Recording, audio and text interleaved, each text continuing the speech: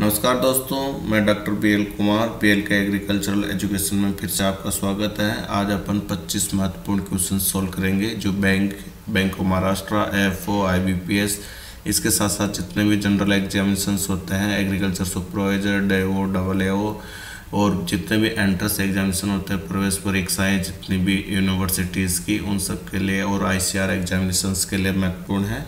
और इसको अपन सबसे पहले जो शुरुआत करते हैं पहले क्वेश्चन से, जो इस प्रकार से है, एग्रीकल्चर शब्द की उत्पत्ति कौन सी भाषा से हुई थी। ये क्वेश्चन बहुत अच्छा है और हमेशा पूछते हुए भी आए हैं इसको। तो एग्रीकल्चर शब्द की उत्पत्ति सब जानते हैं कि लैटिन भाषा से हुई, लेकिन एग्रीकल्चर के बारे में एक दो चीज़ मैं और बताऊंगा। एग्रीकल्चर का मतलब होता है 5F का उत्पादन, प्राकृतिक संसाधनों का उपयोग करते हुए food, fodder, fibre, fuel, forage का उत्पादन करना कृषि कहलाता है। और इसको इसलिए कहा गया है कि कृषि की ये रोटी, कपड़ा और मकान तीनों की आवश्यकताओं की पूर्ति करती है। ठीक है, तो यह कन्फ्यूज ना होने का, ये एगर प्लस कुलचेरा शब्द से इसकी उत्पत्ति हुई है, जिसका मतलब होता है लैंड कल्टीवेशन। ठीक है, लैंड कल्टीवेशन।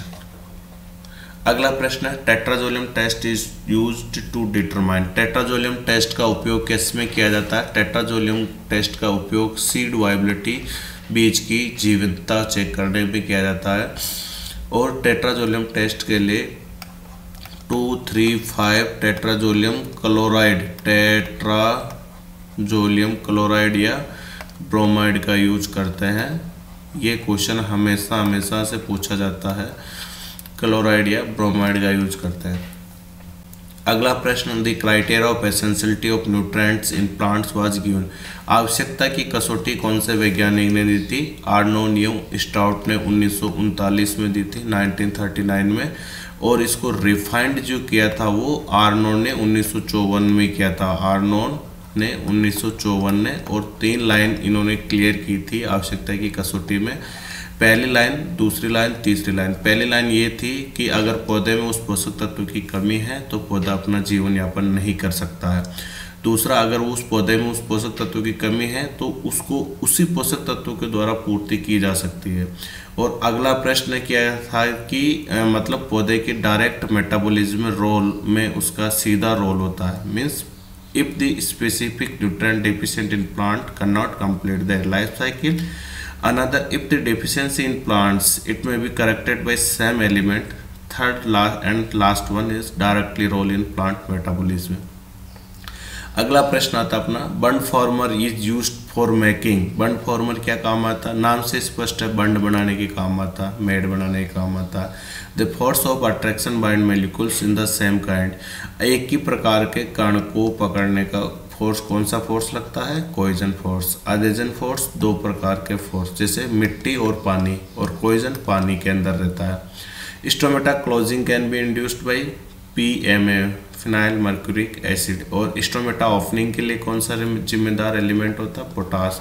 ये क्या होता है? ये एंटी ट्रांसपेरेंट का काम करता है। और जो पोटास होता है वो स्टोमेटा रेगुलेशन का काम करता है।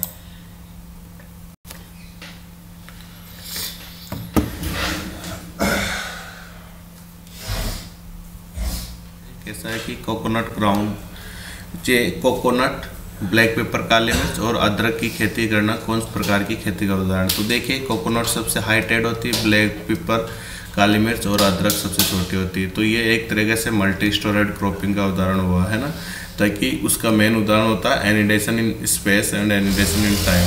ठीक है, तो एनिडेशन इन स्पेस और एनिडेशन इन टाइम मतलब सूर्य की किरणें इनके पास अधिकतम से अधिकतम पहुँचे हैं। और ये अधिकतर साउथ इंडिया में होता है, केरला वगैरह में, जहाँ पर प्लांटेशन क्रॉप्स के बड़े बड़े गार्डन्स हैं। The term evergreen revolution is given by professor MS Swaminathan साहब, मनोकुंभ सभा शिवम स्वामीनाथन साहब। Stomata regulating can be maintained by the potash elements. इसके अलावा जो बाकी साइंटिस्ट हैं उनके बारे में अपन सॉल्व करते हैं, जो कि अपन डॉक्टर RS परोदा साहब XDG ICR plus forage breeder के नाम से जाने जाते हैं, फॉरेज ब्रीडर। डॉक्टर BP पाल साहब रोज ब्रीडर। और फिर इसके साथ साथ इन्होंने वीट ब्रीडर के नाम से भी जाना जाता है। डॉक्टर CT पटेल साहब, इन्होंने H4 first hybrid cotton develop किया था 1970 में गुजरात में, और इन्होंने इनके साथ जो 2 वैरायटी चूज की थी वो American nectarless plus American nectarless cross Gujarat 27 variety का क्रॉस करके फर्स्ट हाइब्रिड बनाया था। तो क्योंकि इन क्वेश्चंस में ऐसे साइंटिस्ट लोगों के दूसरे टाइप से क्वेश्चंस पूछ सकते हैं, तो आप लोग इन सब का अपने माइंड में ध्यान रखेगा तो मैं भी ज़्यादा क्लियर हो पाएगा। अगला, maximum residual acidity is the associate with ammonium sulphate fertiliser होता है, उसमें सबसे ज़्यादा एसिडिटी होती है। और अगला प्रश्न होता है ऐसा कौन सा पोषक तत्व है जो सेल वाल से जुड़ा रहता है? सेल वाल से कैल्शियम इस सेल वाल से जुड़ा रहता है।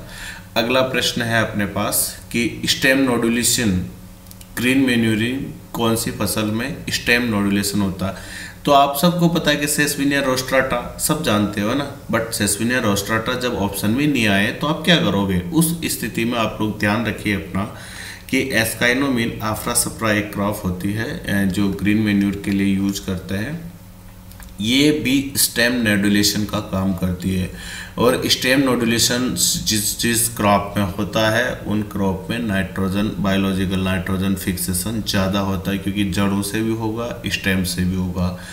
तो फ्रेंड्स इस चीज़ का अपन ध्यान रखें अच्छे से कि कई बार क्या होता है कि जो चीज़ अपन कॉमन पढ़ते आए हैं वो एग्जाम में अपनी नहीं मिलता हो ऐसा ऑप्शन, तो अपन घबरा जाते हैं। तो ऐसे घबराने वाली कोई बात नहीं है, कोई इश्यू नहीं है। आप क्वेश्चंस को ढंग से रेफरेंस बुक से फॉलो करते पढ़ोगे और क्वेश्चन को समझोगे तो मैं भी आप बहुत अच्छा आंसर दे पाओगे।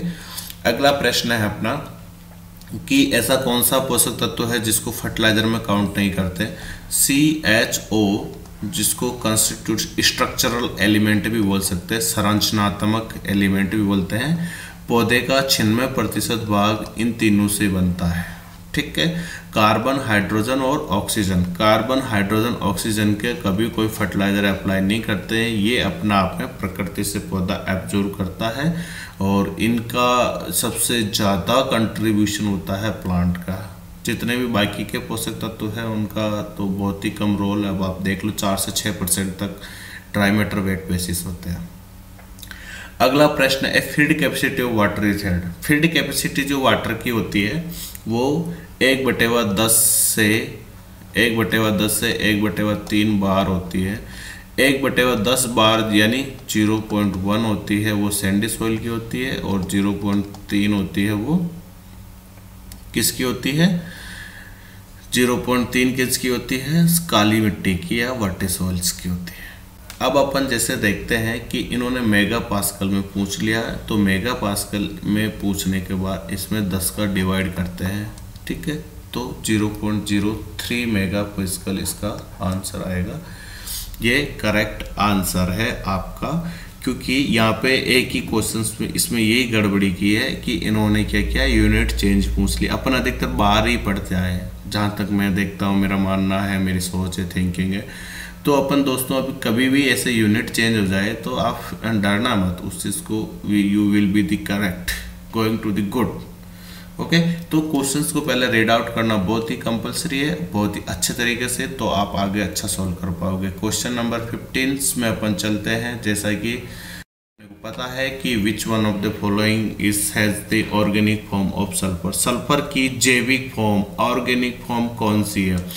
तो आप सल्फर की जितने भी फॉर्म्स देख रहे हो ये कहीं न कहीं से अटैच है, लेकिन सिस्टीन फॉर्म ऐसी है जिसके अंदर कार्बन कंटेंट होता है, इसलिए इसको ऑर्गेनिक फॉर्म कहते हैं। अगला क्वेश्चन है सरसों के तेल में पंजेंसी का मुख्य कारण क्या है? तो सरसों के तेल में पंजेंसी का मुख्य कारण इरोसिक एसिड है, और ये परमिसिबल लिमिट भी इसकी 2% से अब होती, तो ये बहुत हानिकारक होती है, कई सारी बीमारियां प्रोड्यूस करती है। तो इसकी परमिसिबल लिमिट जो फसाई निर्धारित कर रखी है उसके अनुसार फॉलो करते हैं अपन लोग। और आजकल तो लो इरोसिक एसिड आज की single zero, double zero varieties canola तो स्पेशली इसमें है ये।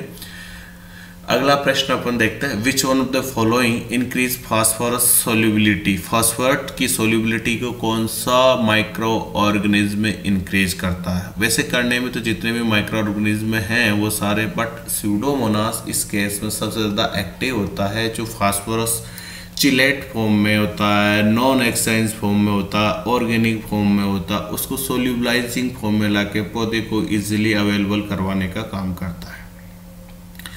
अगला जो प्रश्न अपन देखते हैं, लीसा इज रिलेटेड टू। लीसा का सबसे पहले मैं फुल फॉर्म बता देता हूँ आपको। लो एक्सटर्नल इनपुट सस्टेनेबल एग्रीकल्चर। ये इस साल नेट एग्रोनॉमी में भी क्वेश्चंस आया था और कई सारे एग्जामिनेशंस में आ जाता है। तो लीसा का संबंध है वो नेचुरल फार्मिंग से है, यहाँ पे कंफ्यूज ना होएगा, ऑर्गेनिक फार्मिंग से। दूसरी चीज इसके अंदर कि मतलब इसका मेन स्टेटमेंट ये है, कंसेप्ट ये है कि फार्म के बाहर का इनपुट बिल्कुल भी नहीं लाना है, मजबूरी वश ही लाना है, ताकि अपन जो अपने पास है एग्रीकल्चर से, जो अपने फार्म प्रोड्यूस से और अपने एनिमल प्रोड्यूस से, और उसी को रिसाइकिल में ला के अपन अच्छा से अच्छे वर्क करें। तो अपन मीन्स जो अभी इनऑर्गेनिक फार्मिंग हो रही है अपने पास, केमिकल फार्मिंग हो रही है, मॉडर्न फार्मिंग हो रही है, तो उसके जो दुष्परिणाम है उससे अपन बचा जा सके। नेक्स्ट क्वेश्चन आता है, विच one of the following is green house gas. Green house gas कौन सी है? तो देखिए ऑप्शन के अनुसार तो यह मीथेन है, बट सबसे ज़्यादा ग्रीन हाउस गैस CO2, फिर मीथेन, फिर आपका आता है नाइट्रस ऑक्साइड, फिर आता आपका क्लोरोफ्लोरोकार्बन। ठीक है, इसका जो मैं आपको बता देता हूँ, 125 नाइट्रस ऑक्साइड का 298 और इसका 10,000।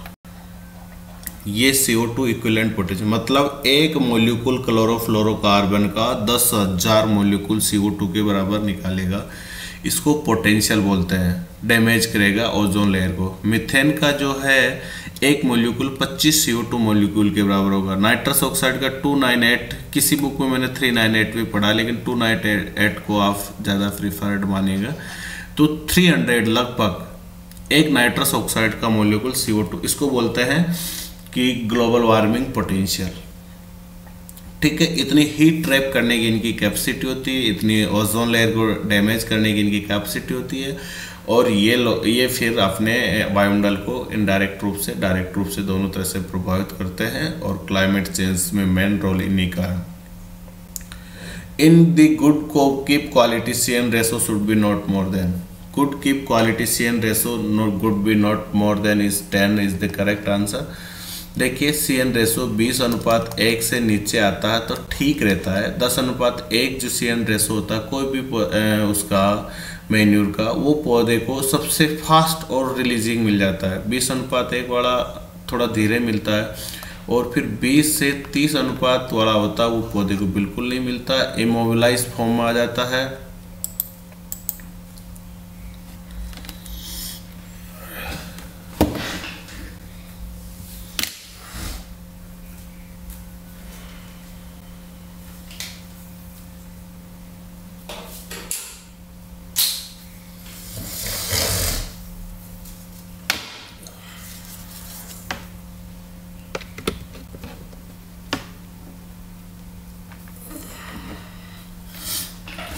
कि परमानेंट सॉइल प्रॉपर्टी क्या होती है या बेसिक प्रॉपर्टी। इमोबिलाइज फॉर्म में आ जाता है और मिट्टी के परमानेंट रिमूव करना थोड़ा डिफिकल्ट मींस जैसे 30:1 से ज़्यादा रहता है तो इसको आप इमोबिलाइज बदल नहीं सकते हो, टेक्सचर को थोड़ा हैंडल करना डिफिकल्ट होता है। तो जो अच्छी क्वालिटी का जो ग्रीन मैन्योर अपना 10:1 वाला वो सबसे बेटर टेक्सचर होता है। सॉइल टेक्सचर बेसिस पर रिलेटिव प्रोपोर्शन ऑफ सीड। अगला प्रश्न अपन देखते हैं फ्रेंड्स, मूंग बीन को या मूंग को शाम को पानी में भिगोने पर सुबह कौन से पोषक तत्व या विटामिन का निर्माण होता है? तो विटामिन C का निर्माण होता है। ड्रॉपसी डिजीज किसकी कमी से होती है या किस खरपतवार के कारण होती है? जो आर्जिमोन मैक्सिकाना जो गाजर घास है उसके द्वारा होती है। लीफ कलर चार्ट का जो यूज होता है वो कौन सी क्रॉप के लिए करते हैं? चावल के लिए। लीफ कलर चार्ट का जो खोज है वो बाला सुब्रमण्यम नाम के साइंटिस्ट ने 1983 में की थी। बाला सुब्रमण्यम नाम के साइंटिस्ट ने 1983 में की थी। इसमें अंदर 6 पट्टियाँ होती हैं अलग अलग कलर की, और इसको पत्तियों से मैच करवाते हैं। जो जिससे मैच हो जाती है उसके आधार पर नाइट्रोजन फर्टिलाइजर अपन देते हैं। Which of the following use to control the weed in zero tillage. Zero tillage में कौन कौन से हर्बिसाइड्स का यूज करते हैं? जितने भी नॉन सेलेक्टिव हर्बिसाइड्स है, नॉन सेलेक्टिव हर्बिसाइड्स है उनका जीरो टिलेज में यूज करते हैं, क्योंकि इसमें पेरेनियल और लार्ज नंबर ऑफ वीड्स होते हैं। पैराक्वाट, एग्जाम्पल के लिए पैराक्वाट, डाइक्वाट, ग्लाइफोसेट्स, इन सारे हर्बिसाइड्स का यूज करते हैं। तो दोस्तों बने रहे हमारे यूट्यूब चैनल पर। फिर से आपका बहुत बहुत धन्यवाद, और फिर अपन मिलते हैं अगले वीडियो में जनरल एग्रीकल्चर के इसी के साथ छोटे छोटे वीडियो के साथ। थैंक यू दोस्तों for your kind of support.